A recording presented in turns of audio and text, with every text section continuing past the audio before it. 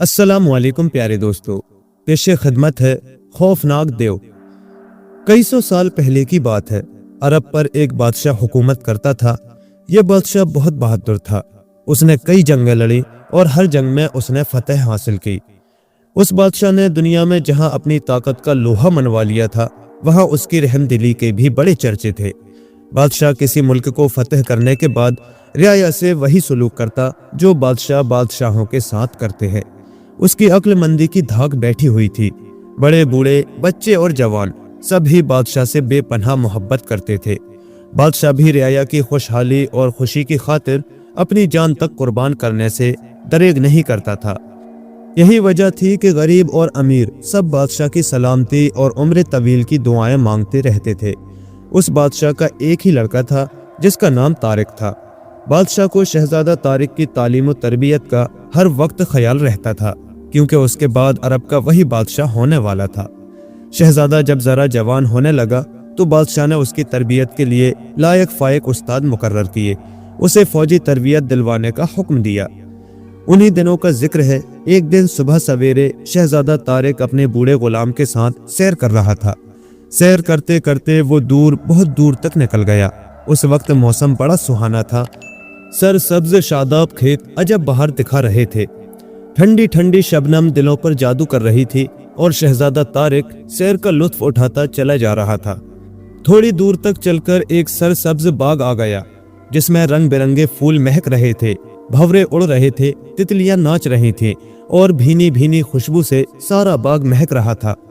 शहजादा तारिक उस खूबसूरत बाग को देखकर उछल पड़ा और कहने लगा, आहा, कितना खूबसूरत बाग है। आज मेरा जी मचल रहा है कि इस बाग की सैर करूं। ये बाग बहुत बड़ा था। काफी दूर तक भी उसका किनारा नजर नहीं आ रहा था। दरख्त फलों से लदे हुए थे। शहजादा कुदरत के इन नज़ारों में इस कदर खो चुका था कि उसके कदम खुद ब खुद बाग में बढ़ते ही चले गए। बूढ़ा गुलाम बेचारा मजबूर था। शहजादा तारिक जिधर को मुड़ता, बूढ़ा गुलाम भी उस तरफ को मुड़ जाता। अभी शहजादा तितलियों को पकड़ने की कोशिश कर रहा था कि एक खूबसूरत हिरन कलौचे भरता हुआ उधर आ गया। शहजादे की नजर उस हिरन पर पड़ी तो उस पर लपका। हिरन बड़ा तेज तर्रार और होशियार था। वो फौरन भाग खड़ा हुआ। शहजादे ने दौड़कर उसे काबू करने की कोशिश की। हिरन था कि भागता ही चला जा रहा था।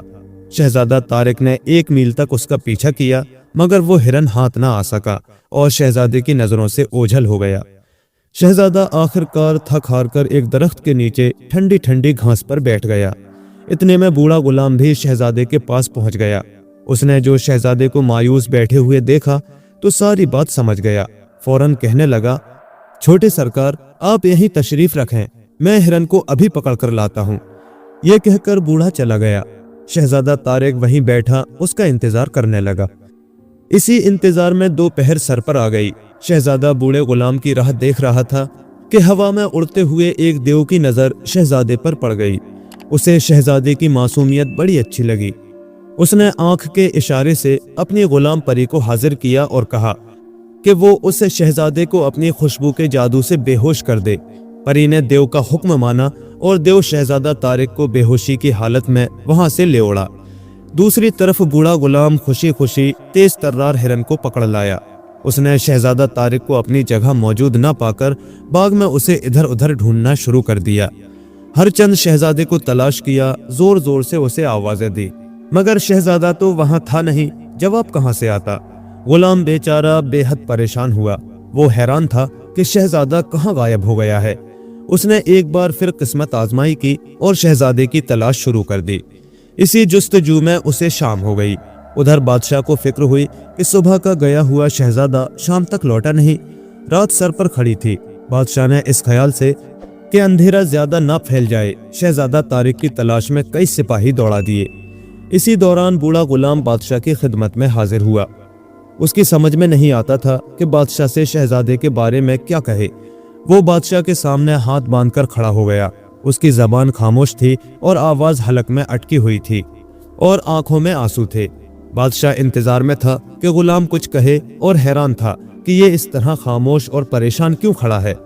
आखिर बादशाह ने झुंझलाकर पूछा, कहो बूढ़े गुलाम, तुम क्या कहना चाहते हो?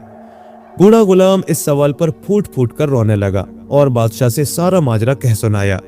ये सुनते ही बादशाह की आंखों में बे इख्तियार आंसू बहने लगे। उसका दिल अपने लाडले शहजादे की याद में जोर जोर से धड़कने लगा। उसने बस इतना ही कहा, ए बूढ़े गुलाम, तूने मेरी दुनिया अंधेरी कर दी है। उसके बाद बादशाह की जबान लड़खड़ा गई। वो गिरने ही लगा था कि वजीर ने आगे बढ़कर सहारा दे दिया और उसे बिस्तर पर लिटा दिया। इतने में वो सिपाही भी जो शहजादे को ढूंढने निकले थे, नाकाम होकर वापस आ गए। उनके चेहरे उदास थे। उन्होंने रोते हुए बादशाह से बस इतना ही कहा कि शहजादे का कुछ पता नहीं चल सका। कहते हैं कि औलाद माँ बाप की आंखों का नूर होती है। शहजादा तारिक के बिछड़ जाने से बादशाह की आंखों से भी रोशनी कम होने लगी। वो बेटे के गम में हर वक्त बीमार रहने लगा। हर रोज कई सिपाही शहजादे की तलाश में निकलते और नाकाम लौट आते। अमीर, वजीर और दरबारी दिन रात बादशाह को तसल्लियां देते रहते कि शहजादा तारिक जिंदा होगा और एक ना एक दिन जरूर वापस आ जाएगा। मगर बादशाह के दिल को चैन ना आता था। उसकी रातों की नींद उड़ चुकी थी। दुनिया अगरचे उम्मीद पर कायम थी, ताहम ज्यों-ज्यों वक्त गुजरता चला गया, बादशाह के सीने में बेटे की जुदाई के जख्म और भी गहरे होते चले गए। बाल आखिर एक दिन बादशाह ने फैसला किया कि वो उस वक्त तक चैन से न बैठेगा जब तक उसका प्यारा बेटा तारिक उसे नहीं मिल जाएगा। चुनांचे उसने सल्तनत का सारा निजाम अपने वजीर के सुपुर्द किया और खुद शहजादे की तलाश में महल से निकल खड़ा हुआ। बादशाह शहर शहर और गांव-गांव घूमता फिरता एक जंगल में पहुंचा। उसे महल से निकले पूरा 1 साल गुजर चुका था। वो सारा दिन शहजादे की तलाश में निकलता और रात कहीं मस्जिद या झोपड़ी में गुजार देता।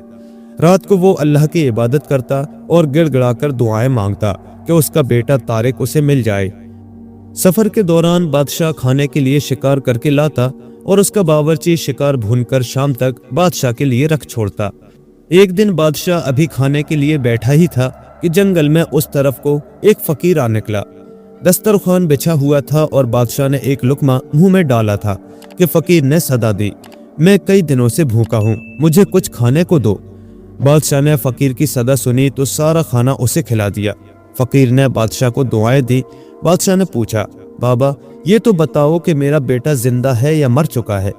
फकीर ने बादशाह की आंखों में झांक कर देखा और चंद लम्हे सोचने के बाद कहने लगा, तुम्हारा बेटा जिंदा है और वो एक ना एक रोज तुम्हें मिल जाएगा। बादशाह को फकीर का जवाब सुनकर बहुत तसल्ली हुई। ये रात बादशाह ने भूखे रहकर अल्लाह की इबादत में गुजार दी और सुबह सवेरे अपने बावर्ची से कहा कि अगर मेरी गैर मौजूदगी में कोई सवाली आ जाए तो उसे खाली मत जाने दो और उसकी खिदमत करो। अगली रात बादशाह के साथ फिर ऐसा ही वाकया पेश आया। वो खाने के लिए अभी दस्तरखान पर बैठा ही था कि एक और फकीर ने सदा दी। बादशाह ने पका हुआ सारा खाना उसे खिला दिया। उस रात बादशाह को भूख बहुत सता रही थी, मगर वो दिल ही दिल में खुश था कि एक सवाली उसके दर से खाली लौटकर नहीं गया। कुछ देर के बाद बादशाह खुद शिकार की तलाश में निकल खड़ा हुआ। रात का अंधेरा फैल रहा था कि बादशाह को उस अंधेरे में एक खूबसूरत हिरन भागता हुआ नजर आया। बादशाह ने उसके पीछे अपना घोड़ा डाल दिया और बहुत दूर तक उसका पीछा किया, मगर वो हिरन हाथ न आया और एक पहाड़ी की ओट में जाकर गायब हो गया। बादशाह बहुत मायूस हुआ और थक हार कर पहाड़ी के एक कोने में ही लेट गया। वो थक कर चूर हो चुका था, इसलिए उसे नींद भी जल्द ही आ गई। आधी रात के वक्त अचानक बादशाह की आंख खुल गई। उसने महसूस किया कि पहाड़ी हिल रही है। पहले तो वो समझा कि शायद ज़लज़ला आ गया है। फिर उसने जब एक खौफनाक गरज सुनी तो हड़बड़ाकर उठ बैठा। उसकी हैरानगी की कोई हद ना थी। उसके इर्द गिर्द आग के शोले बुलंद हो रहे थे। उन खौफनाक शोलों को देखकर बहादुर बादशाह भी खौफ से लरजने लगा। उसने उठकर भागने की कोशिश की, लेकिन शोले इस कदर तेज थे कि बादशाह के लिए बाहर निकलना बहुत मुश्किल था। शोलों का दायरा आहिस्ता आहिस्ता सिकुड़ता जा रहा था। कुछ देर के बाद शोले बहुत ही करीब आ गए और साथ ही एक डरावना कहकहा सुनाई दिया। बादशाह ने गौर से देखा, एक 4 आंखों वाला देव उसकी तरफ बढ़ रहा था। आग के शोले उसकी आंखों से निकल रहे थे। उसके सर पर 2 बड़े बड़े सींग थे जो अंधेरे में तलवार की तरह चमक रहे थे। उसके लंबे लंबे सिहा दांत थोड़ी तक निकले हुए थे। देव ने एक हाथ में भारी गुर्ज उठाया हुआ था। बादशाह उस खौफनाक देव को देखकर थर थर कांपने लगा। देव ने एक बार फिर कहकहा लगाया तो पहाड़ी पर ज़लज़ला आ गया। देव कहकहा लगाते हुए बोला, ए आदमजाद, हम आजकल इंसानों के शिकार की तलाश में मारे मारे फिर रहे हैं। اس کے بعد دیو نے اپنا بھاری بھرکم گرز زور سے ہوا میں گھمایا۔ گرز کا گھومنا تھا کہ پریاں دیو کے ارد گرد جمع ہو گئیں۔ خوشبو پری کی طرف دیو نے اشارہ کرتے ہوئے کہا، اس آدم ذات کو اٹھا کر ہمارے قلعے میں پہنچا دو، اور پھر آدم بو کہتا ہوا ہوا میں غائب ہو گیا۔ خوشبو پری نے بادشاہ پر اپنی خوشبو کا جادو کر دیا، جس سے بادشاہ بے ہوش ہو گیا۔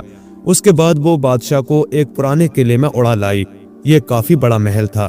اس محل کے ستون آسمان سے باتیں کر رہے تھے اور اس کی دیواروں سے آنکھوں کو چندھیا دینے والی روشنی نکل رہی تھی۔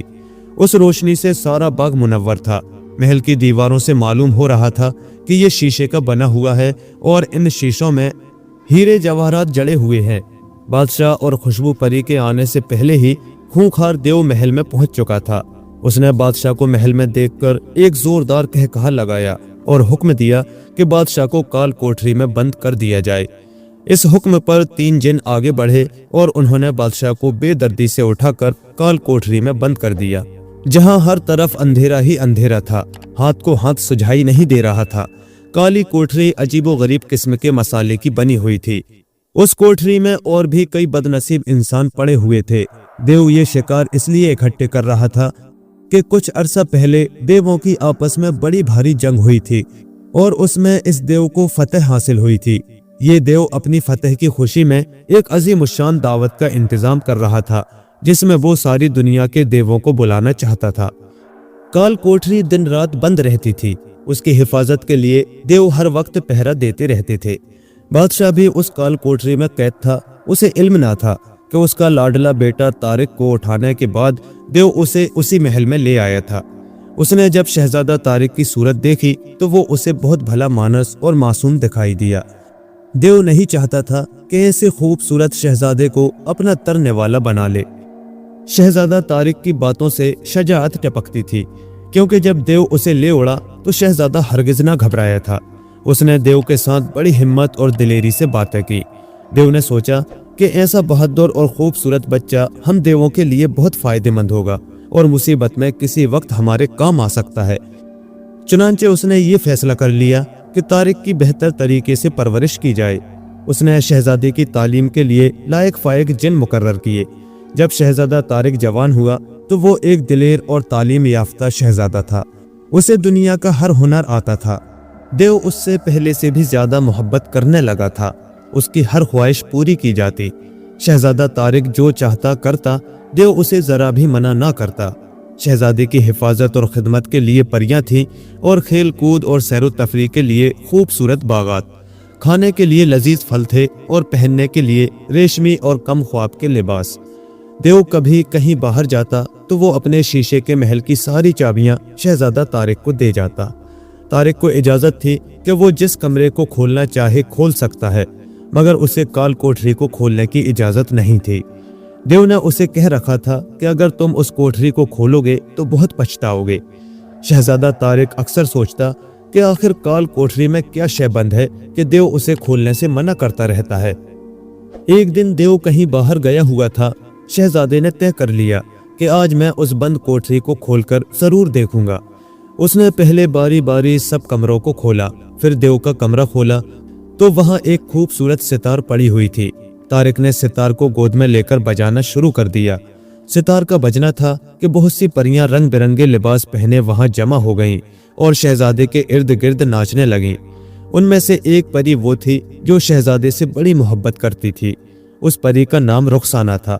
اس پری کو شہزادہ طارق نے ایک بار کانے دیو سے بچایا تھا۔ یہ کانا دیو بیچاری رخسانہ پری کا دشمن تھا۔ ایک دن رخسانہ پری باغ میں کھیل رہی تھی کہ کانے دیو نے اسے اٹھانا چاہا۔ شہزادہ طارق نے اسے دیکھ لیا، کمر سے لٹکی ہوئی اپنی تلوار نکالی اور کانے دیو کی گردن اڑا کر رکھ دی۔ اس دن کے بعد رخسانہ پری شہزادہ طارق سے محبت کرنے لگی تھی۔ پریوں کا ناچ ختم ہوا تو شہزادہ طارق کال کوٹری کی طرف بڑھا۔ اس نے کوٹری کا دروازہ کھولا تو اندر لوگ ہی لوگ نظر آئے۔ پہلے تو وہ ان لوگوں کو دیکھ کر حیران رہ گیا، پھر اس کا دل خوشی سے اچھلنے لگا۔ اس نے آج کئی برسوں کے بعد انسانوں کی شکلیں دیکھی تھی۔ یہ لوگ بھی شہزادے کی شکل و صورت دیکھ کر حیران ہوئے اور سوچنے لگے کہ یہاں یہ آدم ذات کیسے وارد ہو گیا ہے۔ उन लोगों की ढारस बंधी। उन्होंने शहजादे को घेर लिया और उससे बहुत से सवाल पूछे। एक बूढ़े शख्स ने शहजादे से पूछा कि तुम इस महल तक कैसे पहुंचे। शहजादा बोला, मैं अपने बाप का इकलौता बेटा हूँ। कोई 10 बरस पहले मैं अपने एक बूढ़े गुलाम के साथ बाग में सैर कर रहा था कि मुझे वहां एक हिरन नजर आया।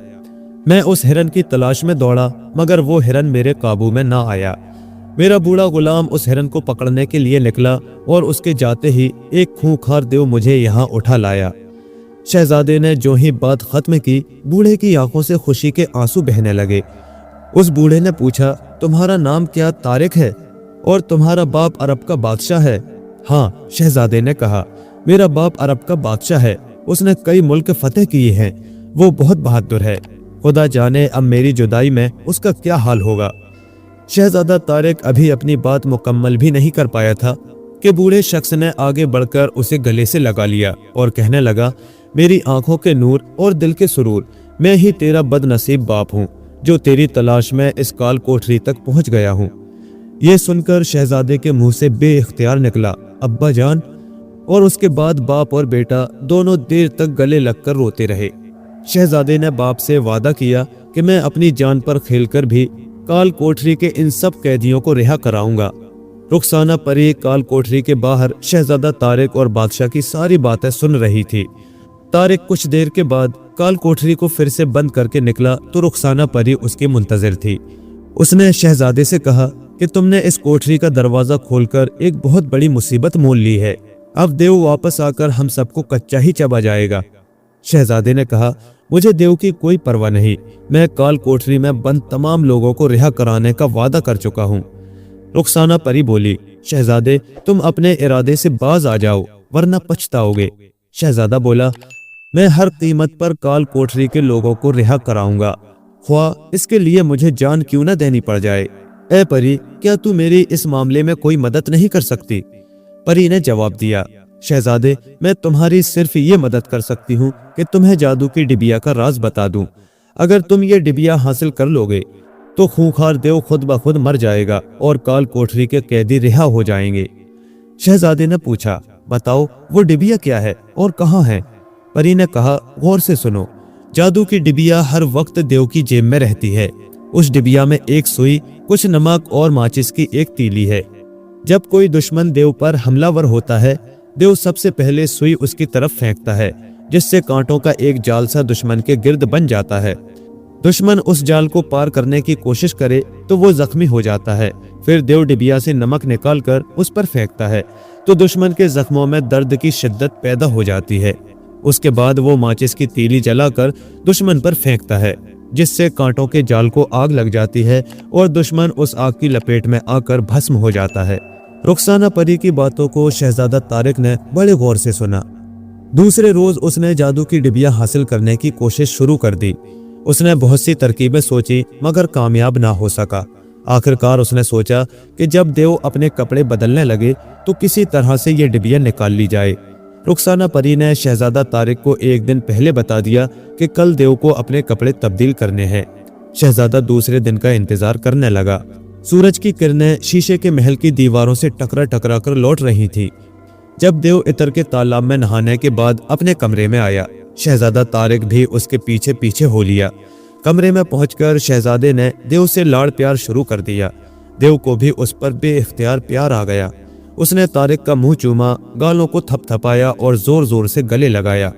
इसी दौरान शहजादे ने आराम से देव की जेब से जादू की डिबिया निकाल ली।